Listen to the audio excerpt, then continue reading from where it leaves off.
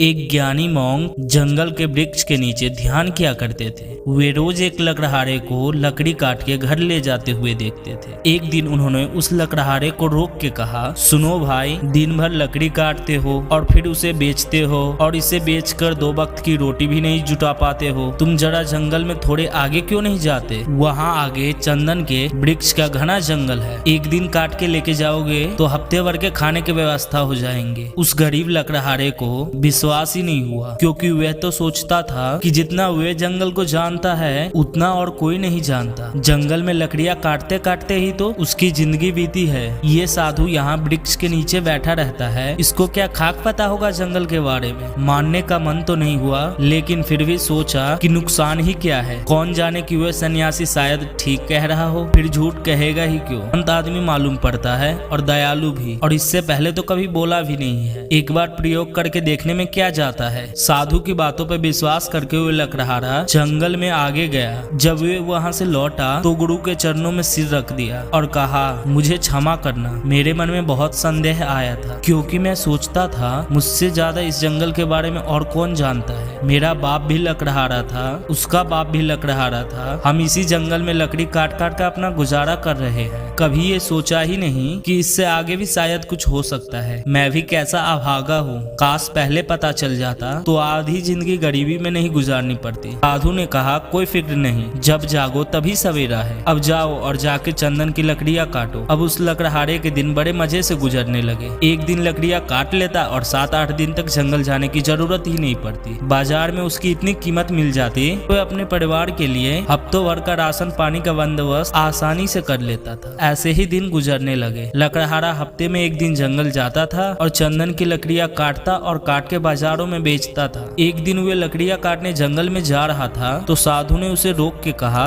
तुम तब से चंदन की ही लकड़ियां काट रहे हो, आगे नहीं गए? तुम्हारे मन में कभी ये सवाल नहीं आता कि इससे आगे भी कुछ हो सकता है? यह तो मेरे मन में सवाल ही नहीं आया कि चंदन के आगे भी कुछ हो सकता है। चंदन के आगे जरा जाओ तो वहाँ चांदी की खदान है। लकड़ियां काटना छोड़ो, एक दिन ले जाओगे 4-5 महीने के लिए हो जाएगा। अब तो वे साधु पे भरोसा करने लगा था। बिना कुछ सोचे समझे हुए वहाँ से भागा। वहाँ जाके वो उसने देखा तो हैरान रह गया। वहाँ तो सचमुच एक चांदी की खदान थी। वे खुशी से उछलने लगा। अब तो वे 4-5 महीने में एक बार आता और चांदी लेता और अगले 4-5 महीनों के लिए आराम से रहता। ऐसे ही कुछ साल गुजर गए। एक दिन जब लकड़हारा चांदी लेने के लिए जंगल जा रहा था तो वे साधु फिर से उसी पेड़ के नीचे मिला। साधु ने लकड़हारे से कहा, थोड़ा और आगे जाओ, वहाँ सोने की खदान है। जब वो लकड़हारा चांदी के खदान से कुछ दूर आगे गया तो वहाँ देखा कि सचमुच सोने की खदान थी। इतना सोना कि उसकी पूरी जिंदगी बदल सकता था। सोने की खदान का पता चल जाने के बाद लकड़हारा एक बार सोना ले जाता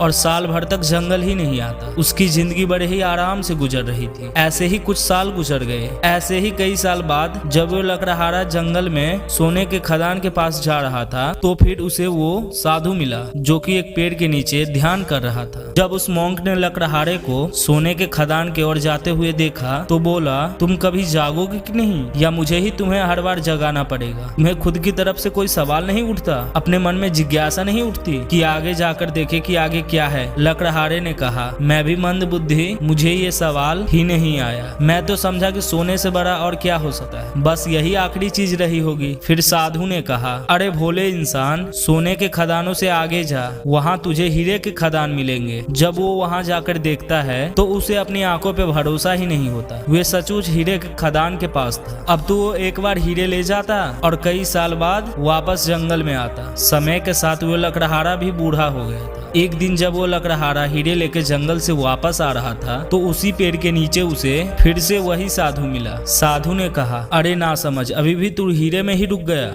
अब तो लकड़हारे को घमंड आ गया था कि वो बहुत ही धनी हो गया है और महल मारिया भी खड़ी कर ली थी। उसने बड़ी घमंड के साथ साधु को कहा, अब छोड़ो भी, अब तुम मुझे परेशान मत करो। अब हीरे के आगे भला क्या हो सकता है? उस मॉन्क ने कहा, हीरे के आगे मैं हूँ। क्या तुझे ये कभी ख्याल नहीं आया कि ये आदमी मस्त यहाँ बैठा है जिसे पता है हीरो की खदान के बारे में, और वे हीरे नहीं भर रहा है, इसे हीरो से भी आगे, हीरो से भी बड़ा कुछ बहुमूल्य मिल गया है, तभी तो यहाँ ये निश्चिंत बैठा है। क्या तुझे ये कभी विचार नहीं आया? उस साधु की बात सुनते ही वे लकड़हारा रोने लगा और उस ध्यानी मॉन्क के पैर पकड़ के कहता है, मैं भी कैसा मूर्ख हूँ, मैं कभी सोच ही नहीं पाया जिसने ये सोने चांदी हीरे जवाहरात छोड़ दिए उसके पास जरूर सोने चांदी हीरे जवाहरात से भी बड़ा धन होगा। मैं जानना चाहता हूँ कि वे तुम्हारे पास कौन सा बड़ा धन है जिसके सामने इस दुनिया की सारी दौलत छोटी है। लकड़हारे की बात सुनकर साधु कहता है, वही तो मैं तुम्हें बताना चाहता हूँ, उस धन का नाम है ध्यान। लकड़हारे ने कहा,